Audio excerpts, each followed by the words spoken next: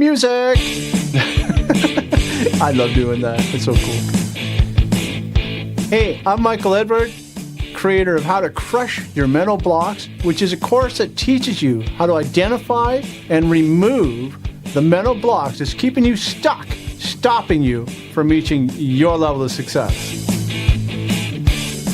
Hey, my friend, I am Michael Edward, thrilled to be here with you from the Michael Edward Show. And today we are talking about Physiology Leads Psychology. All right, what are we talking about here? Well, if you have a feeling of depression, to any degree, you need to watch this. If you feel like you just don't have a lot of personal power, your energy is gone, right? You really need to focus on this and pay some attention here, because we are going to talk about physiology leads to psychology. Now, what we're talking about here is that your psychology, which is your mood, your emotion, and your physiology is energy. Energy comes from your psychology as well, by the way. But the point here is that one leads the other. Okay?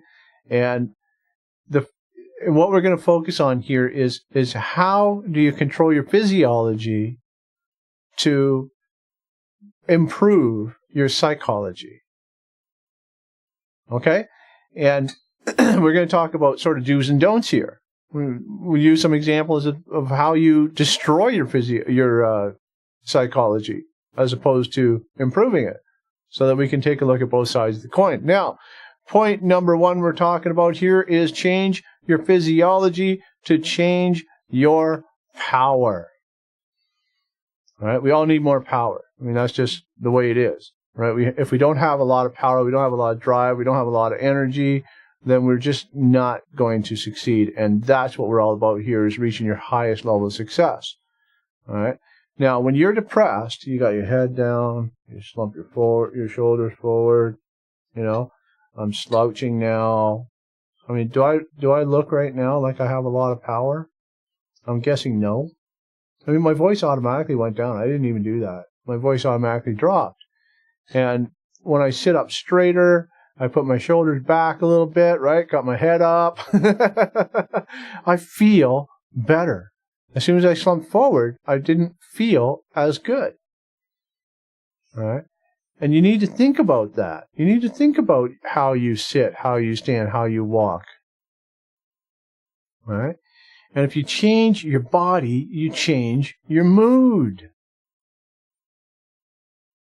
In fact, if you want to be depressed, but you're walking around like this with your shoulders back and your chest out and your tummy's in and your hips are up, you don't got your sway back thing going, you tucked up your hips and then try and feel depressed. It's not easy. You have to have certain physiology in order to have a negative impact. And if you don't have that impact, you're not going to have the physiology. So what does that mean? It means stand up, sit up, put your head up, and it'll positively impact your psychology, your mood, your mind. All right? So change your body, change your mood.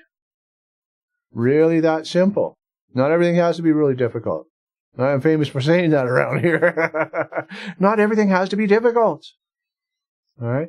But the challenge here is to shift your awareness. Because we get into that slump.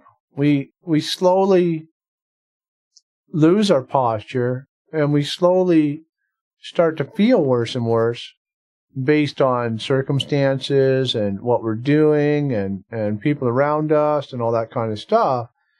But the way to fight it is to sit up again and take note of your posture. Take note of how you're sitting. All right? And here's a little trick for you is if you observe others and just pay attention to them, if you watch their physiology, and what is your impression of how are they timid? Are they shy? Do they exude power? Do you happen to know that these are people that are really not that happy? And when you observe this stuff in other people, it might be a better way to then apply it to you. Okay? And that's the bottom line here. We need to apply it to you so that you can benefit from all of this. All right? So observe others and apply it to you. And number 2 is your face is your emotion. All right? Every now and then I go and I speak to schools, and one of the things I like to do is I tell the kids, I don't care how old they are, whether they're high school or little guys, doesn't matter. I do it to everybody.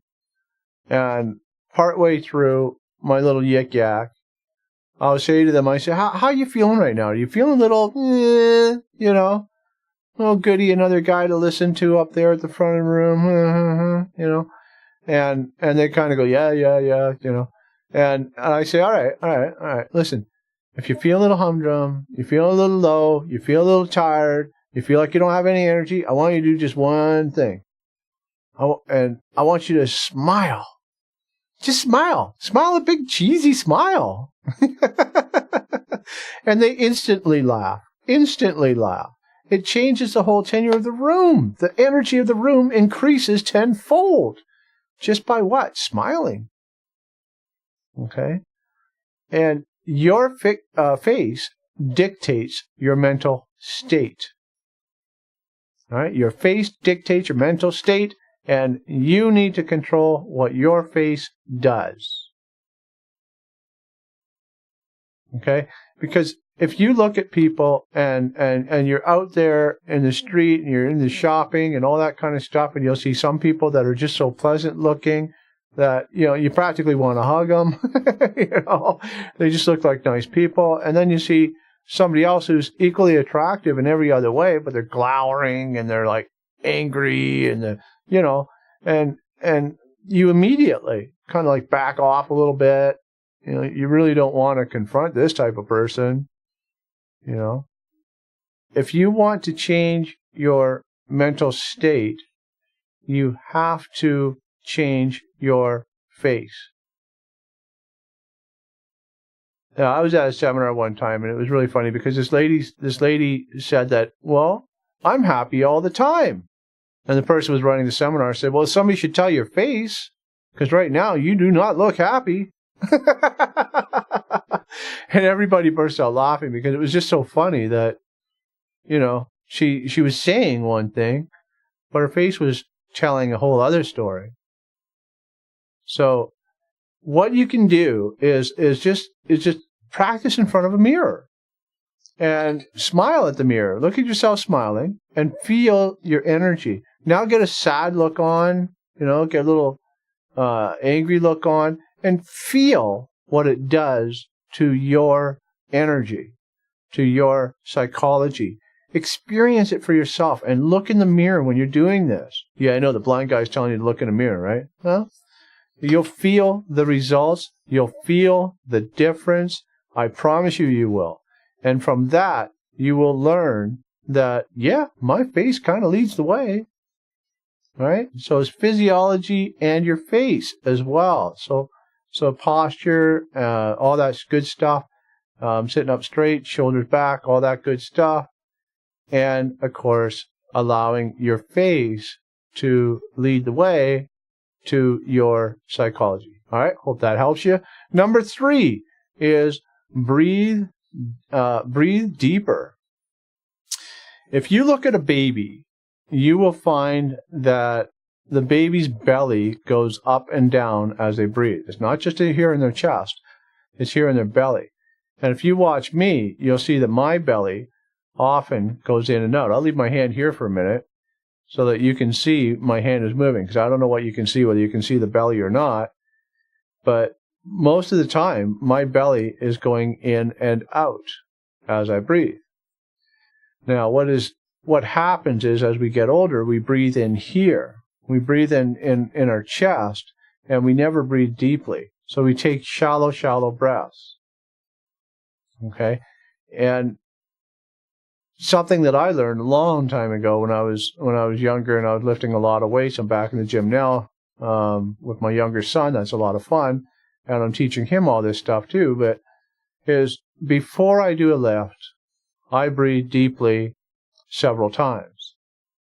And especially if I know I'm going to be breaking a plateau or something like that, where I really need that extra boost, I really need that extra energy, all right, then I will really take some good, deep breaths. And I generally will pace it to the pace of the lift. So it wouldn't be that fast as I just did now. It would be slower. So I take some practice lift breaths, and then I push into the lift. All right. And Brendan Burchard, if you look up on YouTube, I believe Brendan Burchard has a video called Breath Scaling. And I believe what he is saying there is use your breath to scale up your energy. I think that's how he's putting it. And essentially what he does is he starts off breathing very slowly, and eventually making it faster and faster and faster until he's basically panting, and then slows it back down again. I do that. I've always done that to one degree or another for one reason or another, usually related to fitness. So before I do a challenging row, when I'm going to set another world record or whatever it is, then I will typically do that beforehand, because what it does is it really floods you with energy. It really does. It's the extra oxygen. It's getting the garbage out. When you breathe out, you're getting rid of the garbage. When you breathe in, you're bringing in the new stuff, right, that you need. Okay? And that's what breath scaling does, is it just pumps you up with energy. So you're going to want to look for that video and learn from Brendan about the breath scaling. I love Brendan, by the way. He's one of my heroes. So you need to take time to breathe to relieve. All right. So what am I saying here is breathing relieves stress. Breathing removes the junk out of your system, like we were just talking about. And it also brings in the good stuff, of course. But breathing from your belly makes all the difference in so many ways that I couldn't even explain them all, because I don't even understand all of them. It doesn't matter. It works. Just do it. And shallow breath will give you shallow emotion, whereas deep breath gives you a deeper, richer, nicer emotion. All right, so you can think of it that way as well. And just start by, even at night, all right, before you go to bed, just take 10 deep breaths and see how you feel. All right, or right now, the video's almost done. Just wait a couple minutes and then just, some say breathe in through your nose, breathe out your mouth. I'm a mouth breather. I tend to breathe through my mouth both directions, especially when I'm working out, especially when I'm rowing, all that kind of stuff. I can't get enough air in my nose. I know, it's probably a big schnosh, but nonetheless, it doesn't give me enough air. So you want to practice that and take a few deep breaths and just feel what it feels like. Feel what energy comes into your system when you take these deeper breaths. Okay? So this, my friend, is about the Physiology Leads Psychology.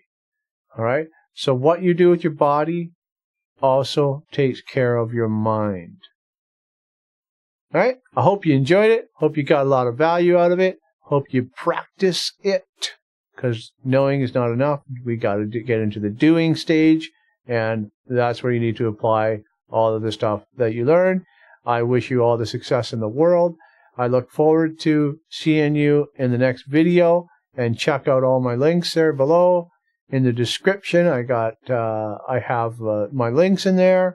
And I am absolutely thrilled to be here with you. And I thank you so much for all the likes and everything else and comments and all that good stuff. It's great. Lets me know you care. Okay? I am Michael Edward. I want you to go out there every day and enjoy, love as much as you can, and, my friend, succeed.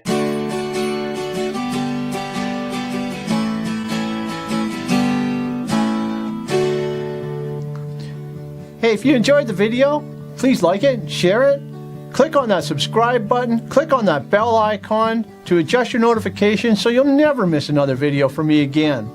In the description, there's links including mepersonaldevelopment.com, where we help you reach your highest level of success.